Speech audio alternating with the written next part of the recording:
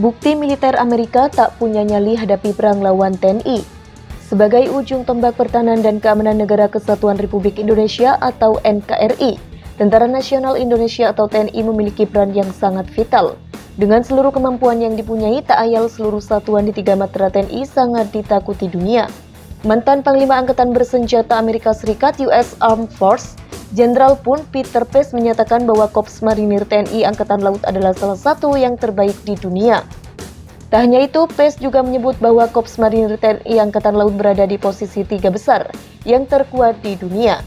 Oleh sebab itu, penempatan pasukan Korps Marinir AS US Marine Corps di wilayah Asia Tenggara sama sekali tidak diarahkan pada tujuan menyerang sebuah negara, apalagi Indonesia.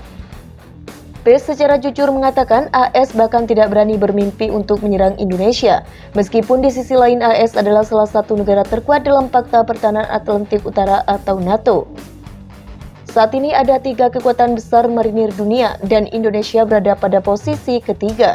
Penempatan US Marine hanya untuk stabilitas kawasan di Asia Tenggara. Jangan bermimpi USA berencana menyerang Indonesia meski USA pimpinan NATO. Tidak pernah terpikir oleh pemimpin USA untuk menyerang Indonesia, ujar Pace. Pengakuan Pace terhadap kehebatan TNI tidak hanya itu. Pace tahu betul bahwa pasukan Angkatan Bersenjata AS sering berlatih bersama dengan TNI. Dan di saat itu pula pasukan AS melihat langsung bagaimana kegerangan pasukan TNI. Pace mengakui anak buahnya kerap tak bisa menyaingi kehebatan personil TNI dalam setiap kali dalam kesempatan latihan bersama. Kita sering berlatih dengan Indonesia, kita sadar bagaimana kemampuan pasukan khusus Indonesia. Pasukan kita sering kewalahan dalam setiap latihan perang dengan Indonesia, kata Pace melanjutkan.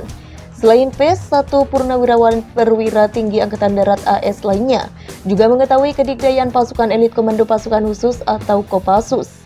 Komandan Operasi Badai Gurun di Desert Storm di Irak Jenderal Pun Tommy Franks mendapatkan laporan bagaimana sepak terjang prajurit Kopassus saat membebaskan sandera di Bandara Don Mueang, Thailand.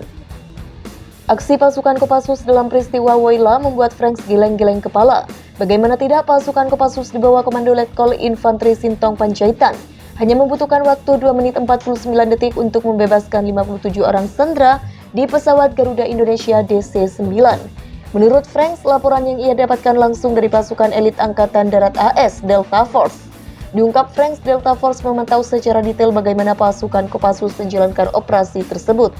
Franks juga berani memastikan tidak ada militer di belahan negara manapun yang mampu menyamai kemampuan taktik tempur yang dimiliki TNI dan rakyat Indonesia.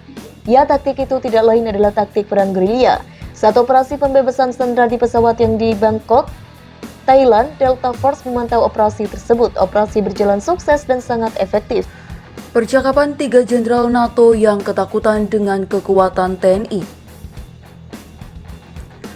Menteri Pertahanan Ria Mizard Triakudu beberapa kali dalam pidatonya yang dihadiri Republika Online sangat membanggakan kekuatan pertahanan NKRI. Kekuatan pertahanan tidak melulu tentang alutsista maupun kemampuan pasukan khusus TNI semata, melainkan pula meliputi semangat bela bangsa rakyat Indonesia. Dengan sejumlah penduduk 250 juta orang, menurut mantan KSAD tersebut, tidak ada satupun negara yang berani mengganggu Indonesia. Dia menyebut modal kekuatan itu tidak semata banyaknya jumlah penduduk, melainkan daya yang kuat dari seluruh elemen bangsa berupa siap membela negara.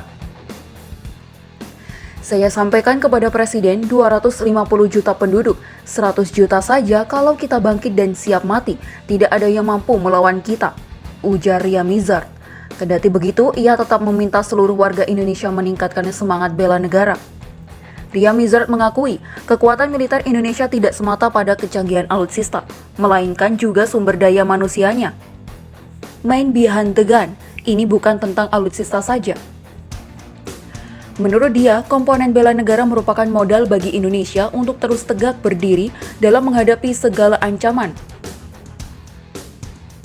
Kekuatan itu ditentukan manusianya. Alutsista canggih juga tergantung orangnya. Singapura itu alutsistanya tidak cukup ditaruh di sana sampai dititipkan ke Selandia Baru, Australia. Garasi kita kosong, tapi yang penting jiwanya terisi, kata mantan Panglima Kostrad tersebut. Gabungan kekuatan militer dan komponen cadangan yang siap digerakkan kalau kedaulatan Indonesia terancam itulah yang menjadi kekuatan utama Indonesia dalam menghadapi ancaman luar. Kekuatan itu pula, kata Ria Mizard, yang membuat 3 pensiunan jenderal pimpinan NATO dalam sebuah dialog dengan mahasiswa Universitas Dallas AS membicarakan kekuatan tersembunyi yang negara ini. Berikut percakapan lengkap acara tersebut yang dibanggakan Ria Mizard. Acara talk show di TV ABC 13 Texas yang bekerja sama dengan Universitas Dallas Texas.